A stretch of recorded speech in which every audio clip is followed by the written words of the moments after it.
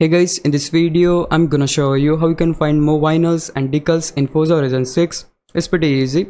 All you have to do, just go to Cars tab, select Designs and Paints. Here we're gonna select the option Apply Vinyls and Decals. Simply choose the side and just choose the plus icon.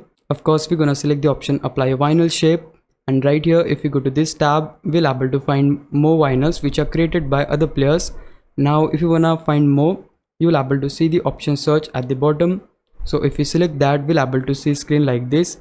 Here you can choose the max layers, you can choose the keyword 1, keyword 2, so just choose it however you like. You can also specify the creator.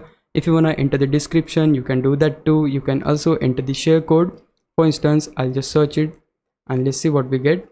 Okay, there you go, we have more vinyls designs which we can use. So these are designs which are created by other players. But yeah, that's how you'll able to find more vinyls and decals in Forza Horizon 6. Hope this video helped you out. If it did, please leave a like and subscribe my channel. Thanks for watching.